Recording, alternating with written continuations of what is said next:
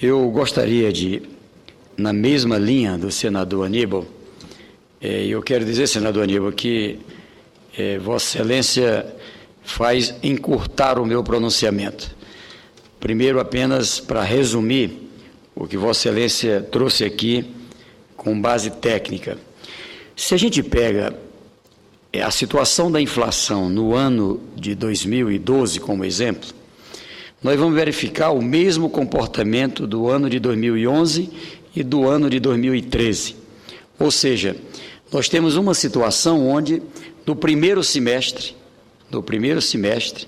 por razões que são típicas do primeiro semestre, ora enchentes, ora situação de frustração de safra, ora situações que muitas vezes são do mercado externo, e o que resultado é que nós temos um aumento, uma ampliação. O que me espanta nessa fase que estamos vivenciando é essa torcida pelo crescimento do juro. O que Vossa Excelência lembrava aqui?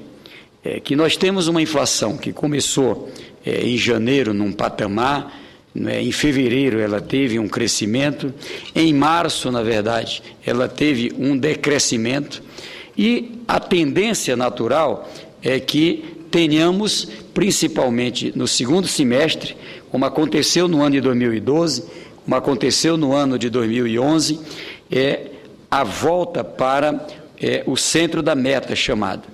É claro que todos nós temos que tomar medidas, e como Vossa Excelência lembrava, a presidenta Dilma, o Banco Central, cujo papel e determinação é esse. Ainda há pouco teve aqui o presidente do Banco Central no Senado, deixando claro, o ministro Guido Mantega, que também, da mesma forma, faz a mesma defesa, ou seja, há um interesse do povo brasileiro. Infelizmente, apostando numa coisa, não é que eu diria egoísta, nós temos uma associação de diversos setores que tem interesse sim, Qual é o interesse? Ou seja, há uma verdadeira torcida para o aumento do juro. Veja que chegaram ao ponto de, a semana passada e essa semana, trabalhar a apresentação de um projeto que vendem com o nome de independência do Banco Central, e por trás desse projeto, independência do Banco Central é entendida como aumento do juro. Ora, isso é um trabalho contra os interesses do povo, os interesses maiores do povo brasileiro. Então, estou aqui para chamar a atenção.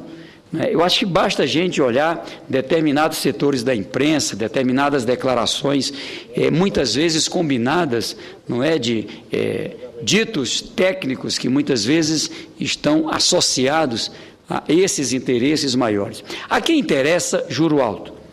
A quem interessa essa jogatina? A quem interessa, portanto, essa cobrança quase que em campanha do aumento do juro? Ora, o Brasil fez um esforço muito grande para chegarmos no patamar que chegamos. E reconheço que medidas foram tomadas, inclusive, lá atrás, com a Lei de Responsabilidade Fiscal, ainda na época do governo do presidente Fernando Henrique, ou seja, que foi aprimorado, mas medidas corajosas foram tomadas, desde o governo do presidente Lula, que permitiu o país ter um crescimento econômico, ter uma condição, de ter uma reserva em moeda estrangeira de aproximadamente 360 bilhões de dólares, que nos tira de um patamar que vivenciamos durante quantos anos, praticamente não podia, uma crise como essa, não precisava nem ser da Grécia, uma crise qualquer, em qualquer lugar do mundo, e o Brasil estava vulnerável. Por quê? Porque não tinha reservas em moedas estrangeiras e estava nas mãos do Fundo Monetário Internacional. Então, vejam, hoje nós temos um câmbio adequado aos interesses do Brasil. E por quê? Porque temos condições de evitar a sua flutuação simplesmente pelo interesse de especuladores. De vez em quando o câmbio oscila, mas está ali na casa de 1,90, 2,10. E isso é importante para que a gente tenha a tranquilidade de quem trabalha com o mercado externo e quem trabalha com o mercado interno. Inflação sob controle, sim, sob controle, sim. Ou seja, o que nós temos é uma oscilação típica, não é, do primeiro semestre para a realidade da economia brasileira. Aumentou o preço do tomate. Poxa, quantas vezes não se repete o aumento do preço do tomate ou da cebola ou de outros produtos? Aliás, eu estou também preocupado com o aumento do preço da farinha, que é muito consumido no norte e no nordeste, o aumento, não é, do feijão, o aumento da tapioca, mas isso tem a ver com a frustração de safra. Uma frustração de safra, inclusive em outros países, frustração de safra, não é, no Paraná, frustração de safra em São Paulo, no caso da mandioca, e, ao mesmo tempo, no Nordeste, que relaciona uma produção própria para o seu abastecimento, não é, e tira a pressão do consumo de outras regiões do Brasil. Enfim, então o que eu quero aqui chamar a atenção é que, além do que Vossa Excelência alerta aqui no seu pronunciamento, citando aqui estudos que foram apresentados, eu chamo a atenção para uma campanha, né, e na campanha, lamentavelmente, se associa à oposição, inclusive, repito aqui, fazendo a apresentação de um projeto de independência do Banco Central, porque o Banco Central não pode aumentar os juros. Ora, é claro que a primeira orientação de governo, isso aqui nós dizemos de forma escancarada, é trabalhar para não ter aumento de juro. O aumento de juro é que nem uma injeção num paciente que está doente, se não tiver outro jeito. É que nem uma cirurgia, se não tiver outro jeito. E nós temos condições e estamos tentando outras alternativas, é esse esforço que faz o governo brasileiro. Chamo a atenção porque, nesse caso, o que está em jogo é, cientificamente, essas pessoas sabem que ainda temos uma memória inflacionária. Não faz muito tempo que esse país, não é, trabalhava com inflação de 84% ao mês. 84% ao mês.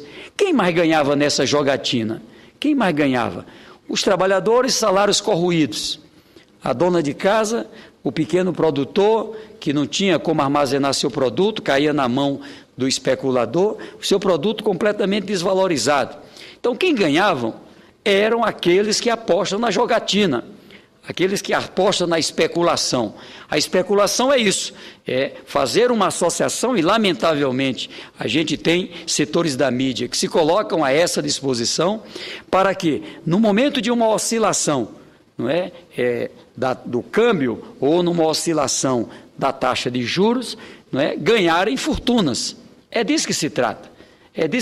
Não está aí o interesse do Brasil. Não está aí o interesse, não é, do empresariado sério, não está aí o interesse do produtor sério, aí está o interesse de quem vive puramente da especulação. Então eu quero aqui dar sustentação às medidas adequadas. Veja que o governo agora adota uma série de novas medidas, são cerca de 200 medidas voltadas para o crescimento do país. Crescimento do pequeno, do médio, do grande, crescimento no campo, crescimento na cidade. Então, o que eu quero aqui dizer é que esse é o caminho. Ora, quem ganha com o crescimento do Brasil? Quem ganha são os que estão desempregados, que passam a ter oportunidade de emprego. Veja que, no meio de uma situação delicada que vivenciamos no mundo, o Brasil prosseguiu gerando emprego positivo. Parece que isso importuna determinados setores, porque o que nós temos é um desenho que está dando certo. De um lado, faz crescer a renda. Crescendo a renda, aumenta o consumo. É a pessoa que compra lá verdura, que compra, não é, legumes, que compra roupa, que compra bens de consumos, até a moto, o veículo, a bicicleta, e isso faz com que se tenha, com o aumento da demanda, a condição da ampliação de empregos, na área dos serviços especialmente, mas também no campo e na área industrial. Então, o que eu quero aqui é sustentar que está correta a política adotada pelo nosso governo. Uma política que é diferente daquela que nós tínhamos no passado. No passado, tinha um conto de fada que todo o Brasil tinha que aguardar o bolo crescer e um dia ia repartir o bolo.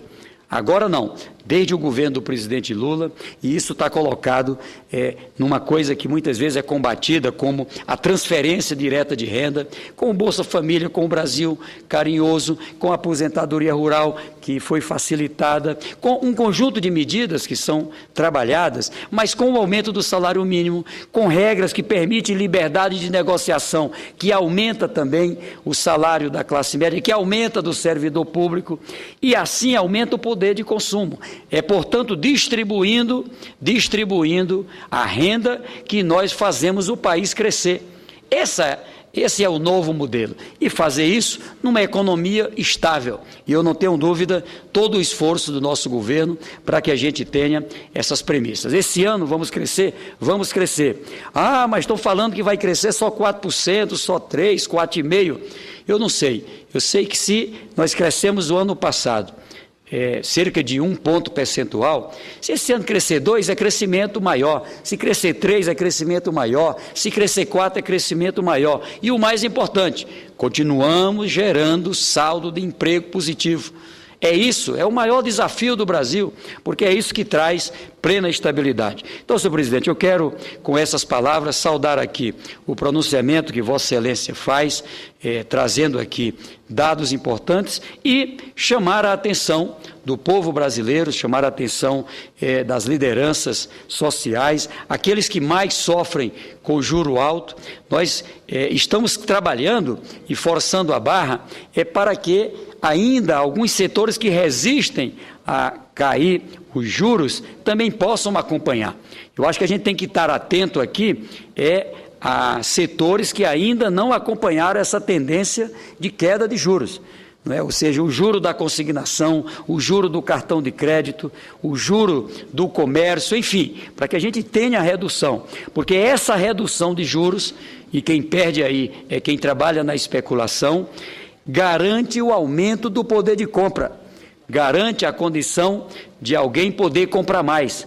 Se eu faço um crediário e a taxa de juro é de 30%, 40% ao ano, e agora eu passo a ter uma oportunidade de poder comprar no crediário, pagando 8%, 9%, 10% ao ano, quem sabe até menos, aí nós temos uma condição de comprar mais. Quem ganha? Ganha o comércio, ganha a indústria, ganha quem produz matéria-prima. É esse Brasil que nós temos que sustentar. E assim, como líder da base de apoio do governo, como líder do Partido dos Trabalhadores, partido de Vossa Excelência, presidente Aníbal, nós vamos estar aqui como guardiãos, na defesa intransigente de que não prevaleça essa campanha dos juros altos. Nós queremos aqui sustentar, cobrando medidas para que o Banco Central não precise aumentar o juro. É claro que o Banco Central hoje é sim independente. Se tiver que aumentar para poder segurar a condição da inflação, vai aumentar. Mas essa não é a nossa política. A nossa política é de trabalhar as condições de juro baixo. Era isso que eu tinha a dizer. Muito obrigado.